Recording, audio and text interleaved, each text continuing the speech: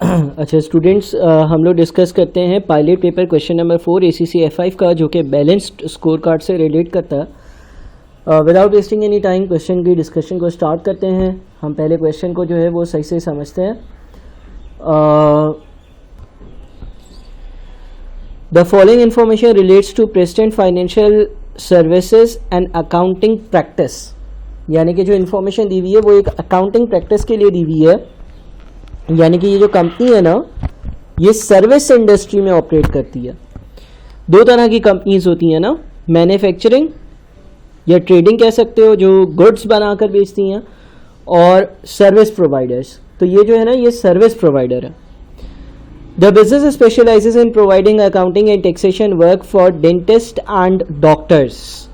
इसका काम क्या है? अकाउंटिंग कर देना और टैक्स की कंसल्टेंसी सर्विसेज होती हैं जो क्वालिफाइड चार्टर्ड अकाउंटेंट्स प्रोवाइड करते हैं, वो डेंटिस्ट को और डॉक्टर्स को प्रोवाइड करके देना। In main the clients are wealthy, self employed and have an average age of 52। आमतौर पर इसके जो क्लाइंट्स हैं ना, वो वेल्दी हैं, मालदार हैं, सेल्फ एम्प्लॉयड हैं, अपना काम करते हैं, एंड एवरेज एज ऑफ 52, यानी कि वो कह सकते हो कि अबव 50 की एज के हैं। The business was founded by and is wholly owned by Richard Preston. Richard Preston जो है ना, इस बिजनेस का मालिक है। A dominant and aggressive sole practitioner.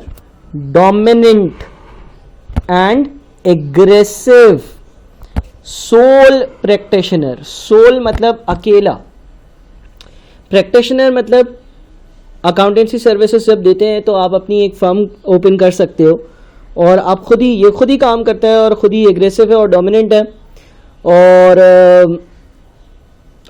इसके कोई पार्टनर्स नहीं है, हो सकता है असिस्टेंट्स हो नीचे काम करने वाले। डोमिनेंट है यानी कि ये अपना बिजनेस जो है ना, वो अपने डिसीजंस के हिसाब से चलाता है। He feels that promotion of new product to his clients will be likely to upset the conservative nature of his dentist and doctors, and as a result the business has been managed with similar products year on year। और इसका अपना ये मानना है कि उसके जो customers है, जो क्लाइंट्स है, जनरली वो इतनी एज रखते हैं, वो वेल्दी हैं, वो सेल्फ एम्प्लॉयड हैं, तो वो उनको कोई नई नई सर्विसेज ऑफर नहीं करता। वो एक ही सर्विस ऑफर करता है कि वो उनका वो अकाउंटिंग का हिसाब किताब कर देता है, उनको टैक्स के बारे में बातें बता देता है कि यार टैक्स जो है ना, उसकी वर्किंग क्या बनी, गवर्नमेंट को कितना टैक्स देना है, ये सारे काम करके दे देता है। ठीक है। और इसका अपना मानना है कि यार नई नई प्रोडक्ट्स इशू करूंगा ना, या इनको बताऊंगा कि चलो यार अब ये सर्विस भी हमने लॉन्च करी है और ये सर्विस भी लॉन्च करी है, तो वो घबरा जाएंगे, क्योंकि वो कंजर्वेटिव नेचर के ये सारे डेंटिस्ट और डॉक्टर्स हैं जो इसके क्लाइंट्स हैं। You have been provided with financial information relating to the practice in appendix number 1। आपको इसके बिजनेस की कुछ फाइनेंशियल इंफॉर्मेशन दी हुई है अपेंडिक्स नंबर 1 में। In Appendix 2, you have been provided with non-financial information which is based on the balanced scorecard format. आपको Appendix 1 और Appendix 2 में कुछ इन्फॉर्मेशन दी हुई है। Appendix 1 देखते हैं जो कि फाइनेंशियल इन्फॉर्मेशन से डील करता है। Appendix नंबर 1 है जिसमें फाइनेंशियल इन्फॉर्मेशन है, करंट ईयर इस साल की, प्रीवियस ईयर पिछले साल की। क्या क्या फाइनेंशियल इन्फॉर्मेशन है? टर्नओवर यानी कि सेल्स रेवेन्यू जो है वो इस साल 945 है, पिछले साल 900 था, इंक्रीज हुआ। नेट प्रॉफिट पिछले साल 180 था, इस साल 187 है, इंक्रीज हुआ है। एवरेज कैश बैलेंस 21 और 20। एवरेज डेटेड या ट्रेड रिसीवेबल डेज 18 या 22, यानी कि इसको इसके क्लाइंट्स कितने दिनों में पैसे देते हैं। इन्फ्लेशन का रेट जो है वो कितना है, ये सारी चीज़ें दी हुई हैं, और वो कहता है कि ये फाइनेंशियल इंफॉर्मेशन है सारी की सारी। ठीक है, तो बिल्कुल ये हमारे पास एक सेट ऑफ डेटा है जो इसने हमें प्रोवाइड कर दिया। अच्छा, फिर बैलेंस्ड स्कोर कार्ड जिसके 4 पर्सपेक्टिव थे, उसमें से एक फाइनेंशियल होता था, वो तो ऊपर मेंशन किया गया है। दूसरे जो पर्सपेक्टिव थे उसके हिसाब से भी कुछ इन्फॉर्मेशन दी हुई है। एक पर्सपेक्टिव क्या होता था? इंटरनल बिजनेस पर्सपेक्टिव या internal business processes. Error rates इन जॉब्स डन, यानी कि जो ये काम करता है उसमें गलतियाँ कितना % होती हैं। पिछले साल अगर ये 100 काम करता था 10% या 10 चीज़ें गलत होती थी 100 में से। इस साल अगर ये 100 काम करता है 16 चीज़ें गलत होती हैं। एवरेज जॉब कंप्लीशन टाइम, पिछले साल अगर इसके पास कोई काम आता था तकरीबन 10 हफ्ते में ये मुकम्मल कर उसको आगे फॉरवर्ड कर देता था। इस बार इसको 7 हफ्ते लगते हैं, कंपैरेटिवली कम टाइम लग रहा है। ठीक है, अब इन दोनों का भी आपस में एक ताल्लुक हो सकता है। शायद क्लाइंट ने प्रेशर दिया कि यार तुम बहुत लेट करते हो, तुम 10 हफ्ते में हमें काम कर देते हो, तो तुमने बोला सर कोई मसला नहीं है, अब मैं तकरीबन 7 हफ्ते में आप जो भी टास्क दोगे वो कर आपको दे दूंगा। लेकिन ये ख्याल नहीं रखता, उसके इतनी चेकिंग नहीं करता, जिसकी वजह से एरर्स भी इंक्रीज हो गए। काम जल्दी कर रहा है लेकिन एरर्स भी कंपैरेटिवली पिछले साल से ज़्यादा। कस्टमर पर्सपेक्टिव में क्या बातें देखते हैं। कस्टमर पर्सपेक्टिव जो बैलेंस स्कोर कार्ड का एक और पर्सपेक्टिव होता था, नंबर ऑफ कस्टमर्स कितने हैं, एवरेज फीस लेवल वो कितनी फ़ीस देते हैं तकरीबन, मार्केट शेयर यानी कि जितनी भी मेरी तरह की कंपनीज हैं उसमें मेरा कितना मार्केट शेयर है। 14% का मतलब ये है कि अगर पूरी बाज़ार में जितनी भी कंपनीज हैं उनके पास 100 कस्टमर्स हैं तो 14 कस्टमर्स मेरे पास हैं, बाकी 86 कस्टमर्स का है X company, Y company, Z company उनके पास है। ठीक है,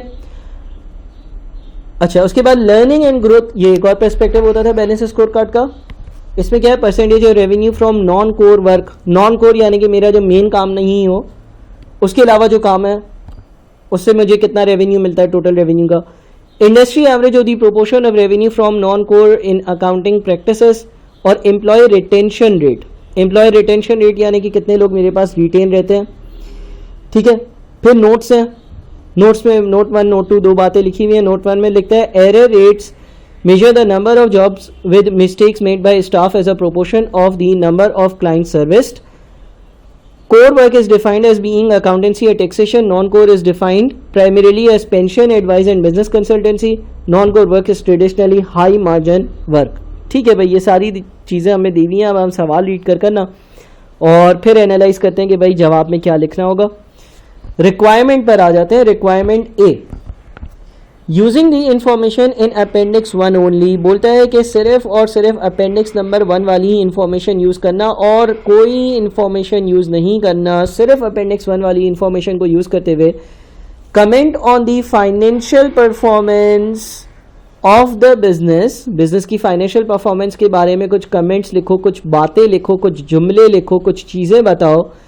briefly consider growth, profitability, liquidity and credit management. और बोलते हैं कि यार इन 4 चीज़ों पर थोड़ा सा गौर और फिक्र करना, और वो जो 4 चीज़ें हैं वो 4 चीज़ें इसने बता दी हैं। उसने बोला है कि ये देखना कि कंपनी ग्रो कर रही है या नहीं, कंपनी कितनी प्रॉफिटेबल है इस चीज़ पर नज़र डालना, कंपनी की लिक्विडिटी कैसी है इस चीज़ पर नज़र डालना, और क्रेडिट मैनेजमेंट कैसी है इस चीज़ पर नज़र डालना। यानी कि 4 चीज़ों की बात करता है। अब टोटल सवाल जो है ना वो 8 मार्क्स का है और वो 4 चीज़ों के बीच में बात करता है। तो मैं इस सवाल को बैलेंस इस तरह से करूंगा कि 2 मार्क्स ग्रोथ के, 2 मार्क्स प्रॉफिटेबिलिटी के, 2 मार्क्स लिक्विडिटी के और 2 मार्क्स क्रेडिट मैनेजमेंट के। इस तरह से मेरा आंसर जो है ना वो एक बैलेंस्ड आंसर होगा और मैं अपने आंसर में जो है ना वो एक बैलेंस पैदा कर सकता हूँ और इस तरह से मैं अपने सवाल को ड्राफ्ट करूँगा। तो अब पार्ट ए को सॉल्व करते हैं ज़रा। अच्छा जी, ग्रोथ के बारे में क्या चीज़ लिख सकता है? चलो जी, ग्रोथ के बारे में क्या चीज़ लिख सकते हैं, क्या मेरा बिजनेस ग्रो कर रहा है या नहीं। देखो भाई, जब मैं ग्रोथ की हेडिंग की बात करूंगा ना तो मैं ये देख सकता हूं कि मेरा जो सेल्स रेवेन्यू है वो पिछले साल से ज़्यादा है या नहीं। पिछले साल 900 था, इस साल 945 है। कितना ज़्यादा है? 945 माइनस 945 ज़्यादा है, डिवाइडेड बाई 900 या प्रीवियस ईयर की वैल्यू मल्टीप्लाइड बाई 100, यानी कि 5% मेरा सेल्स रेवेन्यू ग्रो हुआ। अच्छा, इन्फ्लेशन की परसेंटेज है 3%। इन्फ्लेशन की परसेंटेज से सर क्या मतलब होता है? यानी कि मुल्क में 3% महंगाई आई है। देखो फॉर एग्जाम्पल, लेट से पिछले साल में एक चीज़ बेचता था और एक चीज़ 100 रुपए की बेचता था तो मेरा सेल्स रेवेन्यू होगा 100। अब अगर मैं इस साल भी एक ही चीज़ बेचता लेकिन मुल्क में इन्फ्लेशन 3% होती, यानी कि 100 वाली चीज़ एक साल बाद 103 की हो गई होती, तो मेरा सेल्स रेवेन्यू कितना होता है? 103। ये ग्रोथ नहीं कहलाती, बिकॉज ये जो सेल्स रेवेन्यू इंक्रीज हो रहा है ये तो इसलिए हो रहा है क्योंकि मुल्क में महंगाई आई है। महंगाई आने का मतलब ये थोड़ी है कि आप एक के बजाय 2 चीज़ें बेच रहे हो, एक ही चीज़ बेच रहे हो, लेकिन वो पहले चीज़ 100 की थी अब 103 की हो गई। लेकिन यहाँ पर जो सेल्स रेवेन्यू का इंक्रीज आ रहा है वो 5% है। इसका मतलब हकीकतन आपका वॉल्यूम इंक्रीज हुआ है या आप ज़्यादा चीज़ें बेच रहे हो। बिकॉज सिर्फ और सिर्फ इन्फ्लेशन का इम्पेक्ट होता ना तो 3% से ये चीज़ बढ़नी चाहिए, लेकिन ये 5% से इंक्रीज हुई है। ठीक है ना? तो हम ये कह सकते हैं कि there is a slight growth in sales revenue in comparison to previous year. The rate is 5%, which is more than the rate of inflation. ठीक है, देखो अगर सिर्फ इन्फ्लेशन की वजह से सेल्स रेवेन्यू इंक्रीज हुआ होता तो होता ये कि अगर 3% महंगाई आनी है, अगर आप पिछले साल 100 की सेल्स करते हो, इस साल 103 की करोगे। ये इसलिए नहीं कि आपका बिजनेस ग्रो हुआ, इसलिए क्योंकि वो जो चीज़ 100 की थी वो 103 की हो गई। इसी तरह से अगर आप पिछले साल 900 की चीज़ें बेचते हो तो अगर 3% की इन्फ्लेशन है तो 900 मल्टीप्लाइड बाय 1.03 ये बन जाता है 927। इस साल 927 आपकी सेल्स होनी चाहिए, लेकिन 927 नहीं है, 945 है। इसका मतलब ये हो गया कि सेल्स रेवेन्यू हकीकतन इंक्रीज हुआ है और मे बी आपने जो है वो इन्फ्लेशन के रेट से ज़्यादा अपनी सेलिंग प्राइसेस इंक्रीज करी हैं, या मे बी के नए कस्टमर्स आए, लेकिन आपको या ज़्यादा असाइनमेंट्स मिले अकाउंटिंग के और टैक्स के, आपके रेवेन्यू का ग्रोथ है, आपके रेवेन्यू में ग्रोथ है। ठीक है ना, तो ये हमने ग्रोथ के लिए पॉइंट लिख लिया। अब प्रॉफिटेबिलिटी के बारे में पॉइंट लिखते हैं। अब प्रॉफिटेबिलिटी के बारे में क्या पॉइंट लिखें और कैसे लिखें? देखो हमारे पास नेट प्रॉफिट दिया हुआ है और टर्नओवर भी दिया हुआ है ना, तो हम जब प्रॉफिटेबिलिटी के बारे में लिखेंगे 1 से 2 लाइनें हर चीज़ के बारे में लिखनी है ना, तो अब हम प्रॉफिटेबिलिटी के बारे में जो है ना 1 से 2 लाइन्स लिखते हैं और प्रॉफिटेबिलिटी के बारे में हम एक काम करते हैं कि नेट प्रॉफिट परसेंटेज कैलकुलेट कर लेते हैं। उसका फॉर्मूला आप लोगों को पता होगा, प्रीवियस ईयर के लिए होगा 180 डिवाइडेड बाई 900 मल्टीप्लाइड बाई 100 यानी कि 20%। ठीक है ना, और इस साल के लिए हो जाएगा 187 डिवाइडेड बाई 945 मल्टीप्लाइड बाई 100 यानी कि 19.79%। 19.79%। इसका मतलब ये हो गया कि यार पिछले साल अगर मैं 100 रुपए की चीज़ें बेचता था तो 20 रुपए कमाता था, 80 रुपए खर्चे होते थे। इस साल अगर 100 रुपए की चीज़ें बेचता हूँ तो 19.79 जो है ना वो मैं कमाता हूँ, और जो खर्चा होता है ना वो 100 माइनस 19.79 यानी कि 80.21 का होता है। तो नेट प्रॉफिट मार्जिन के बारे में हम ये लिख सकते हैं कि यार तकरीबन जो है ना वो सेम रहा है, थोड़ा सा फॉल है। पहले मैं अगर 100 रुपए की चीज़ें बेचता था तो 20 रुपए मुझे बच जाते थे, 80 खर्चे होते थे। अब 100 की चीज़ें बेचता हूँ तो 20 तो नहीं बचते, लेकिन थोड़े से कम बचते हैं। ठीक है ना, लेकिन हम ये कह सकते हैं कि ऐसा डिक्रीज कंपनी के लिए अच्छा नहीं होता, और हर साल अगर ऐसा ही डिक्रीज आया तो कुछ सालों बाद तकलीफ होगी। नेट प्रॉफिट मार्जिन अगर 10% पर 5% पर आहिस्ता आहिस्ता कर चला गया तो कंपनी को मसले हो सकते हैं। तो प्रॉफिटेबिलिटी में मैं जो प्रॉफिटेबिलिटी की हेडिंग है उसके साथ क्या लिख सकता हूँ, जो प्रॉफिटेबिलिटी की हेडिंग है उसके साथ मैं ये लिख सकता हूँ कि net profit percentage has declined, net profit percentage has declined slightly between 2 years. Net profit percentage has declined slightly between 2 years, although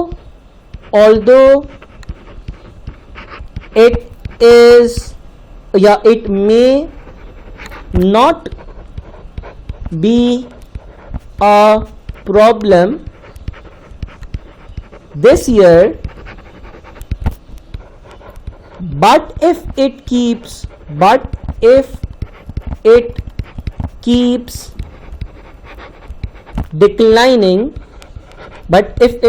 declining, it will be problematic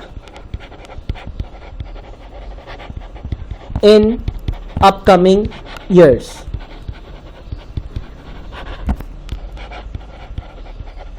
ठीक है, इस तरह से हम कोई बात लिख सकते हैं। अच्छा, उसके बाद क्या है भाई, उसके बाद इससे बोला था कि लिक्विडिटी के बारे में भी बताना। लिक्विडिटी का मतलब क्या होता था कि कितने आराम से मैं अपनी लाइबिलिटीज़ को सेटल कर सकता हूँ, या कितना मेरे पास कैश है, या इसके लिए हम लोग करंट या क्विक रेशियो कैलकुलेट कर लेते हैं।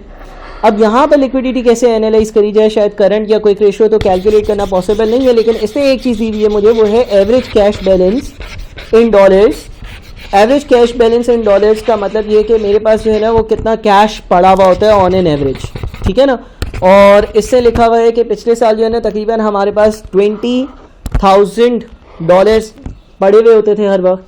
इस बार हमारे पास $21,000 हमेशा पड़े हुए हैं। तो लिक्विडिटी की हेडिंग के अंदर अच्छा इंक्रीज कितना है, 1 का 1 divided by 20 into 100 which means 5% का इजाफा है, 5% का इंक्रीज है। तो मैं ये लिख सकता हूँ कि हम ये लिख सकते हैं कि इंक्रीज इन कैश बैलेंस या लिक्विडिटी के बारे में लिख देते हैं, दी liquidity has improved from previous year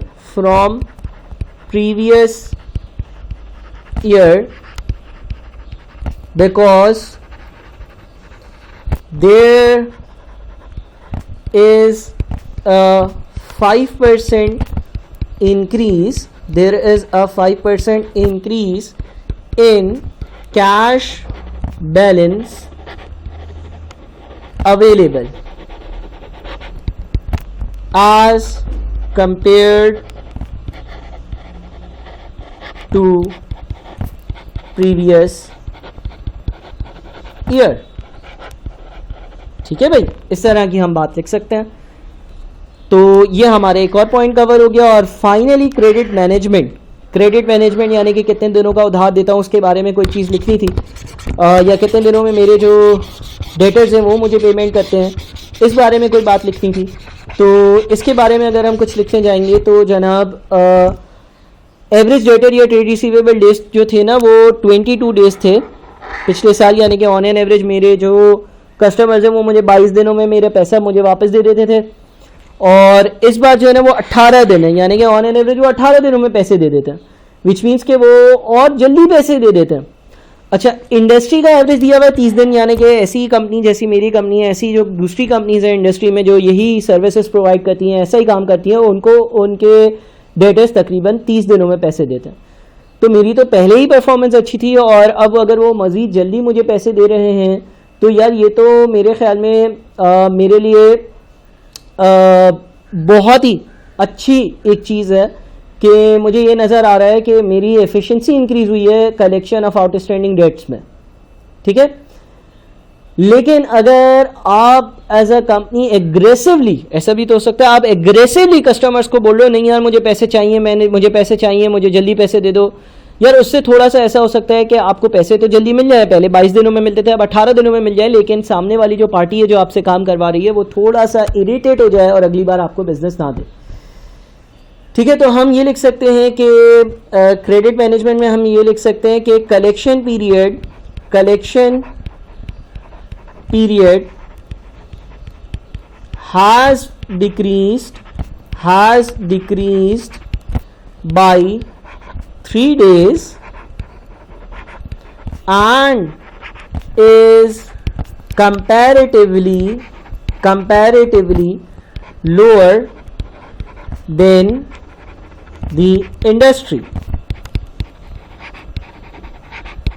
ठीक है। अब इसके दो एंगल्स हो सकते हैं, एक तो ये है कि this may suggest efficient collection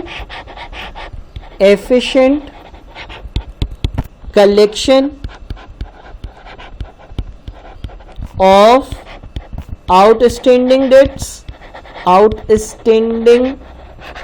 debts, यानी कि जो आउटस्टैंडिंग डेट्स है उसकी एफिशिएंट कलेक्शन शो करता है। साथ में हमें ये भी मेंशन करना पड़ेगा कि भाई तुम अगर 18 दिनों में लोगों से पैसे मांग लेते हो और ऐसी दूसरी कंपनी जो तुम काम कर रहे हो वो 30 दिन में दूसरे लोगों से पैसे मांगती है, तो शायद कोई ऐसा कस्टमर जो तुम्हारा सालों से था लेकिन उसके पास पैसों का आजकल मसला है, तो और वो ये चाहता है कि उसको जो है वो 30 दिन का उधार मिले, वो तुम्हारे से अपना बिजनेस लेकर किसी और के पास ट्रांसफ़र कर दे। तो हम ये भी लिख सकते हैं however company must compare its own policies with industry and make sure that the company's customers